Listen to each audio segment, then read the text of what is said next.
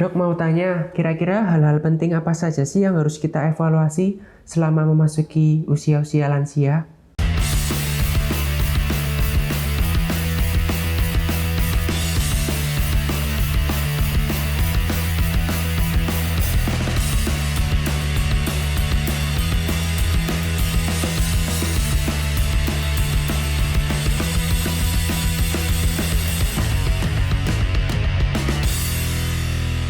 Hai kawan eksotik, pada kesempatan kali ini dengan saya Dr. Ganesha.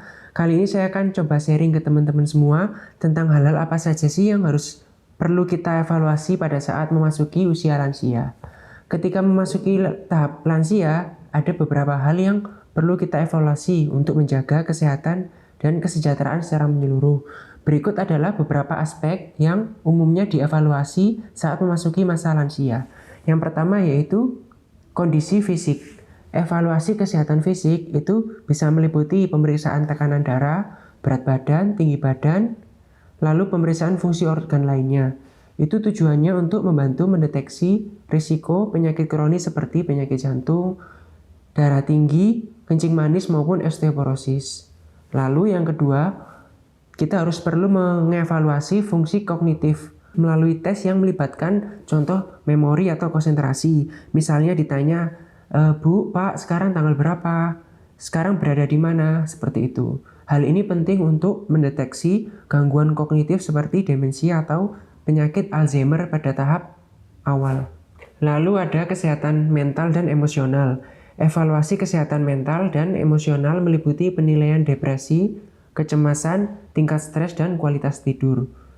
Masalah kesehatan mental yang sering terjadi pada lansia seperti depresi atau kecemasan berlebih dapat ditangani dengan tepat apabila kita jeli untuk mengevaluasi kondisi tersebut. Kemudian ada riwayat medis. Evaluasi riwayat medis melibatkan kondisi medis kronis yang sudah ada, seperti apakah bapak atau ibu tersebut sudah punya riwayat penyakit jantung, kencing manis, kemudian ada gangguan pernapasan atau kondisi lainnya. Kita harus sering-sering untuk melakukan check up. Dan yang paling penting juga ada pola makan dan nutrisi. Evaluasi pola makan dan nutrisi untuk memastikan asupan nutrisi yang adekuat. Penting untuk menilai kecukupan kalori, vitamin, mineral, serat, dan cairan dalam diet lansia. Evaluasi ini dapat membantu mengidentifikasi risiko kekurangan nutrisi atau masalah pencernaan. Lalu ada aktivitas fisik dan gaya hidup. Penting juga untuk mengevaluasi tingkat aktivitas fisik dan gaya hidup secara umum. Aktivitas fisik yang cukup dan gaya hidup yang sehat dapat membantu menjaga kesehatan, meningkatkan kualitas hidup, dan mengurangi risiko penyakit terkait usia. Lalu ada penggunaan obat. Kita harus meninjau kembali daftar obat yang dikonsumsi untuk memastikan dosis yang tepat, efektivitas, dan menghindari interaksi obat yang berpotensi berbahaya.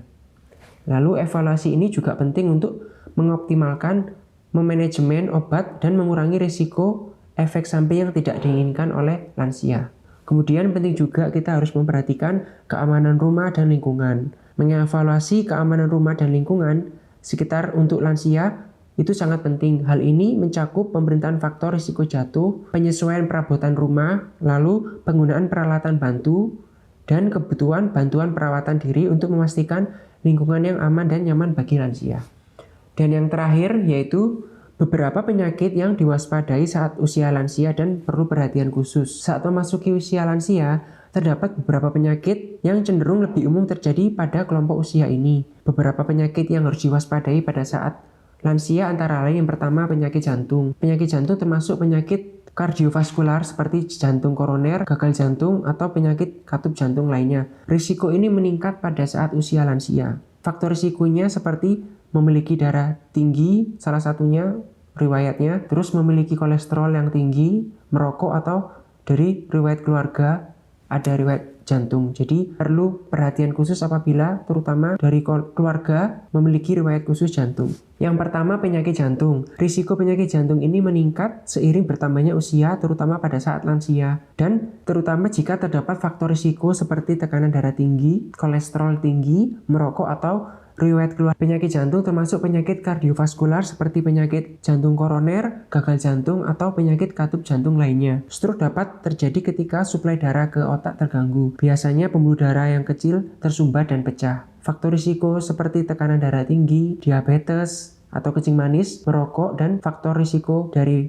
riwayat keluarga juga akan meningkatkan risiko stroke. Dan perlu juga kita memantau atau rutin untuk kontrol gula darah sehingga tidak terjadi komplikasi yang tidak diinginkan ke depannya. Lalu ada kanker. Risiko kanker juga meningkat seiring bertambahnya beberapa jenis kanker yang lebih umum pada lansia meliputi kanker paru-paru, kanker payudara, kanker prostat, kanker usus, dan juga kanker kulit. Penting untuk melakukan pemeriksaan deteksi dini kanker lebih awal dan teratur, dan juga penting untuk mengadopsi gaya hidup sehat untuk mengurangi risiko. Kemudian penyakit yang lainnya juga yang paling sering pada lansia yaitu osteoporosis. Ini kondisi di mana tulang menjadi rapuh dan rentan patah. Kondisi ini lebih umum pada wanita lansia, terutama setelah menopause. Jadi penting asupan kalsium yang cukup, vitamin D, dan olahraga berat bisa membantu menjaga kesehatan tulang. Mungkin nanti bisa disesuaikan dengan kondisi yang ada. Bisa dengan berenang atau lari kecil, yang penting tidak memberatkan kondisi fisik pasien tersebut.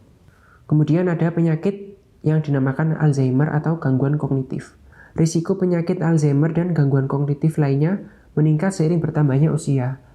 Kemudian ada masalah kesehatan mental. Kesehatan mental juga perlu diperhatikan pada lansia, karena depresi dan cemas sering bertambah pada saat usia lansia.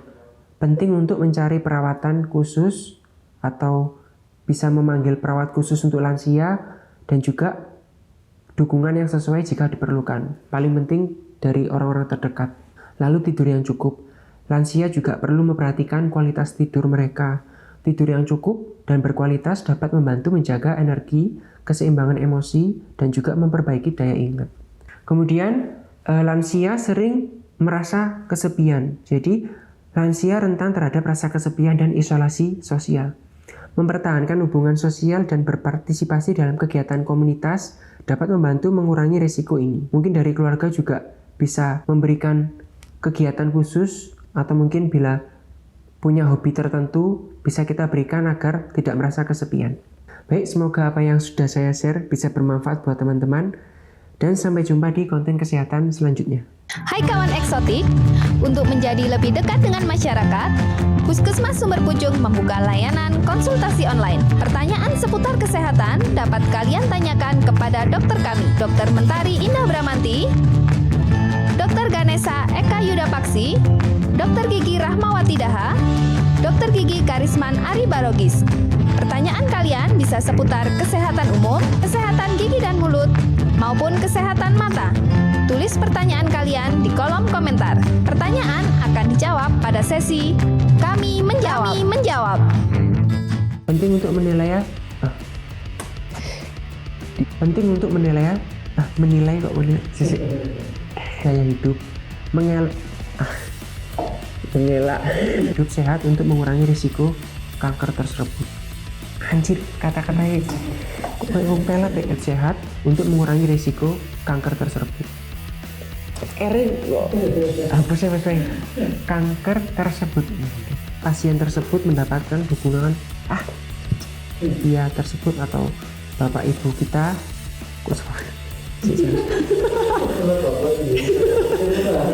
Maksudnya kayak iya, maksudnya kayak kegiatan itu maksudnya cek gak